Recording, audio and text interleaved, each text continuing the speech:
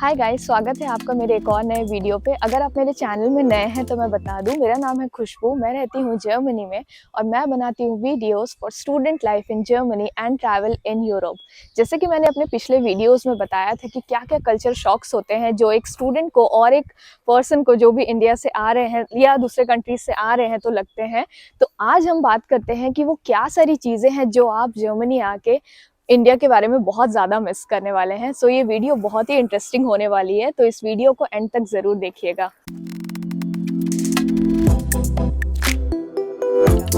तो सबसे पहले बात कर लेते हैं हमारे इंडिया का खाना, जो कि बहुत ही ज़्यादा फेवरेट होता है हमारा। तो द डे आप जर्मनी में लैंड करते हैं उसके बाद से आपको यहाँ पे कहीं पे भी कोई ऑप्शंस नहीं मिलेंगे। हाँ, कुछ कुछ रेस्टोरेंट्स हैं जो कि इंडियन रेस्टोरेंट हैं, बट वो जो टेस्ट होता है इंडिया का वो आपको यहाँ पे नहीं मिलने वाला है। तो जैसे कि मैंने कहा था कि अगर आप यहाँ आ रहे हैं और आप स्टूडेंट हैं तो आप कुछ सीख के ही आए, इंडियन खाना सीख के आए, सो दैट आपको अगर कभी क्रेविंग हो रही है खाने की तो आप खुद से बना सके और घर पे खा सके। यहाँ पे फास्ट फूड का तो कोई ऑप्शन है ही नहीं, तो फास्ट फूड का भी इट्स अ नो। लाइक आप इंडिया से ही मैं बोलूँगी, अगर आप जर्मनी आ रहे हैं तो 1-2 महीने का अच्छे से खा वा के आ जाइए, सो दैट कि वहाँ का मिस ना करें। सो अब नेक्स्ट अब हम बात कर लेते हैं कि जब भी आप यहाँ पे लैंड करते हैं तो बहुत ही ज़्यादा लाइक अकेलापन लगता है। कोई आपके पहचान के नहीं रहते हैं, आपके फ्रेंड्स नहीं रहते हैं। जैसे अगर हम इंडिया पे रहते हैं तो वहाँ पे हमारे फ्रेंड्स होते हैं, कजिन्स होते हैं, रिलेटिव्स होते हैं, जिनके साथ भी अगर आपको कहीं जाना हो, घूमना हो तो आप उनके साथ ईजिली चले जाते हैं। बट एट द टाइम आप यहाँ पे लैंड करते हैं, आपके कोई भी फ्रेंड्स नहीं होते हैं। तो मैं अपने पर्सनल एक्सपीरियंस से शेयर करूँ तो स्टार्टिंग में थोड़ा सा लगता है, बट अगर आप स्टूडेंट हैं तो आप स्टूडेंट अपार्टमेंट में रहते हैं तो वहाँ not only from India, different countries से भी लोग आते हैं, तो आप उनके साथ भी कम्युनिकेट कर सकते हैं। एंड ये बहुत ही एक अच्छी चीज़ है। अगर आपको होम सिकनेस फील हो रहा है तो आप उनके साथ जाएं, उनके साथ बाहर जाएं, तो ये सारी चीज़ें बहुत आपको हेल्प करेंगी। सो अब नेक्स्ट हम बात कर लेते हैं वेदर की। जैसे कि आपने सुना होगा कि जर्मनी में विंटर्स बहुत ही ज़्यादा हार्श होते हैं एंड यहाँ पे स्नो भी बहुत ज़्यादा होता है। तो जैसे ही आप इंडिया से यहाँ लैंड करते हैं, सडन आपको टेम्परेचर डिफरेंस मिलता है एंड उसको थोड़ा सा सेट होने में बहुत टाइम लगता है, क्योंकि यहाँ पे विंटर का ड्यूरेशन अगर बोल लें तो 7 से 8 महीना होता है और इवन कभी कभी ज़्यादा भी होता है। और एक और मेन बात ऐसी होती है कि इंडिया में क्या होता है कि आप जब भी बाहर बाहर जाते हैं तो आपको सनलाइट बहुत इजीली मिल जाती है, बट यहाँ आपको सबसे पहले होता है कि वेदर चेक करना होता है, उसके बाद आप बाहर निकलते हैं, क्योंकि आपको बहुत सारे ड्रेसेस पहनने होते हैं, डिफरेंट विंटर शूज़ पहनने होते हैं, जिस हिसाब से बाहर वेदर है और जिस हिसाब से टेम्परेचर है। और टेम्परेचर के बाद भी यहाँ मौसम बहुत ड्रास्टिकली चेंज होता है, कभी भी स्नो हो जाती है, कभी भी बारिश हो जाती है। जैसे कि आज आप देख रहे हैं कि अभी समर स्टार्ट नहीं हुआ है, बट वी आर लकी कि आज बहुत ही ज़्यादा सनी वेदर है। सो हम भी बाहर निकल गए हैं थोड़ा सा सनलाइट का मज़ा लेने के लिए। तो ये एक चीज़ है जो आप बहुत ज़्यादा मिस करने वाले हैं इंडिया की। अब नेक्स्ट हम बात कर लेते हैं पेपर वर्क की। जैसे मैंने अपने पिछले वीडियोस में बताया था कि जर्मनी में पेपर वर्क बहुत ही ज़्यादा इंपॉर्टेंट होता है, और अगर आपने वो वीडियो नहीं देखी है तो मैं डिस्क्रिप्शन पे लिंक डाल दूंगी, जाएं और उस वीडियो को देखें कि यहाँ पे पेपर वर्क कितना ज़्यादा इंपॉर्टेंट होता है, कैसे आपको उन सारे पेपर्स को संभाल के रखना होता है अगर आपको फ्यूचर में भी यूज़ है तो।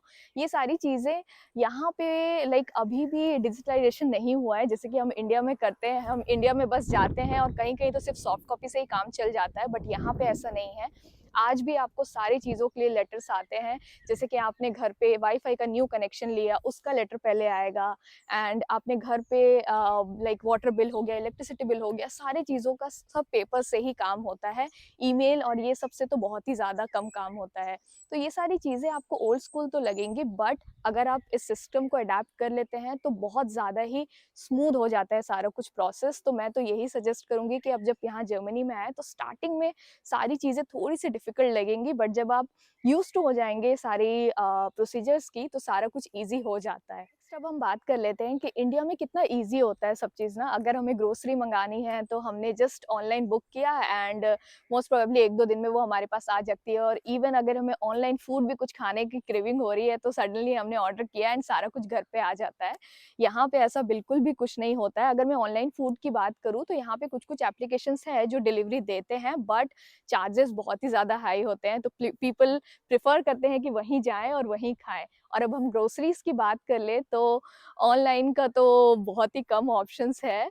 आपको खुद ही जाना होता है और सारे भारी-भारी बैग्स खुद से उठा के लाना पड़ता है। तो अगर मैं अपने एक्सपीरियंस की बात करूँ तो जब मैं यहाँ पे आई थी, उस टाइम मेरे लिए तो बहुत ही ज़्यादा मुश्किल हो रहा था कि हर दिन आपको जाना है, घर की छोटी-मोटी चीज़ें लानी है, ग्रोसरी से लेके सारी चीज़ें एंड सारी भारी-भारी बैग खुद से उठा के लाना है। तो उस टाइम मैंने फिर उस टाइम मुझे पता चला कि यार इंडिया में सारा कुछ कितना ईज़ी था, वहाँ पे बस आपने एक टैक्सी किया और आप घर पहुँच जाते थे। तो ये एक चीज़ है जो आप इंडिया की बहुत ज़्यादा मिस करने वाले हैं। सो अब नेक्स्ट हम बात कर लेते हैं, इंडिया में तो हमें बहुत ईज़िली हेल्प मिल जाती है, लाइक घर में हमारी मेड्स भी होती है और हमारे फैमिली रिलेटिव्स होते हैं और स्पेशली हमारी मम्मी भी होती है। अगर कुछ भी चाहिए होता है तो बस उन्हें बोल दिया और फटाक से सब चीज़ हाज़िर हो जाता है। तो जर्मनी में ये एक चीज़ है जो आप बहुत मिस करने वाले हैं, क्योंकि यहाँ पे आपको लाइक ए टू ज़ेड काम खुद से करना होता है, खाना बनाने से लेके, घर की सफाई से लेके एंड अगर आपको कुछ चीज़ सामान खरीदना भी है, तो कभी-कभी यहाँ पे डिलीवरी सिस्टम भी बहुत लेट होता है। लाइक अगर आप जस्ट सपोज़ आप एक सोफ़ा खरीदना चाहते हैं अपने घर के लिए, तो आपको 2 महीने पहले से प्लानिंग करनी पड़ती है, क्योंकि जब आप उनके शॉप पे जाते हैं, उनको ऑर्डर देते हैं, उसके बाद वो बनाते हैं एंड उसके बाद आपकी डिलीवरी आती है एंड मोस्ट प्रोबेबली केसेज़ ऐसे रहते हैं कि वो डिसमेंटल होके आता है, आपको उसको खुद घर पे बनाना होता है। तो ये तो बहुत ही ज़्यादा एक वर्कलोड हो जाता है, क्योंकि जब हम यहाँ पे आए थे, तो उस टाइम पे हमने जब अपार्टमेंट रेंट किया था, तो हमने सारे फर्नीचर्स खुद बनाए थे, जो कि मैंने पहले कभी नहीं किया था। सो ये एक चीज़ है जो आप बहुत ज़्यादा मिस करने वाले हैं इंडिया की। सो और आप यहाँ पे आ रहे हैं और जर्मन फ्रेंड्स बनाना चाहते हैं, जैसे कि मैंने अपनी प्रीवियस वीडियोज़ में बोला है कि थोड़ी-सी जर्मन सीख के ही आएँ, सो दैट कि आप उनसे थोड़ा-मोड़ा कम्युनिकेशन कर सकें, लाइक इंट्रोडक्शन कर सकें। उसके बाद तो वो खुद ही हेल्प करते हैं। दे रियली नो कि आप लर्निंग फेज़ में हैं एंड ये एक और एक चीज़ अच्छी हो सकती है कि अगर आप जर्मन सीख रहे हैं, तो अगर आप जर्मन फ्रेंड बना लेते हैं, तो उनके साथ कम्युनिकेशन करके आपकी लैंग्वेज स्किल्स भी बहुत हाई हो जाती है।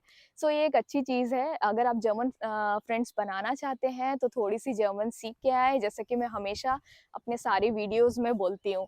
और उनके साथ अगर आप फ्रेंडशिप कर लेते हैं, उसके बाद आपको यहाँ के सिस्टम्स के बारे में भी धीरे-धीरे पता चलने लगता है। इवन अगर आपको कुछ चीज़ नहीं लग रही है, आप उनसे कम्युनिकेट करें, वो डेफ़िनिटली आपको हेल्प करेंगे। तो जैसे कि मैं अगर अपने एक्सपीरियंस की बात बताऊँ, तो स्टार्टिंग में मुझे थोड़ा-सा लाइक अजीब लगता था सारा कुछ, क्योंकि सडनली सब चीज़ चेंज हो जाता है तो।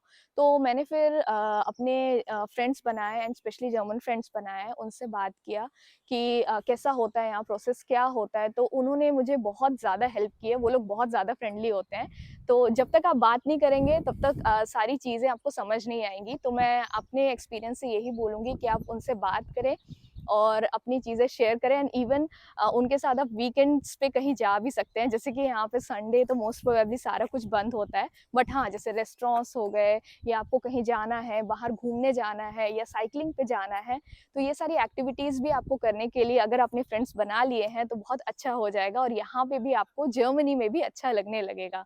सो आई होप आपको ये वीडियो अच्छी लगी होगी। ये सारी चीज़ें थी जो मैंने भी यहाँ पे जब मैं फर्स्ट टाइम पे आई थी, तो मुझे थोड़ा-सा डिप्रेशन लग रहा था कि यार इतनी सारी चीज़ें चेंज हो गई, मैं कैसे अडैप्ट करूँगी ये सारी चीज़ों को।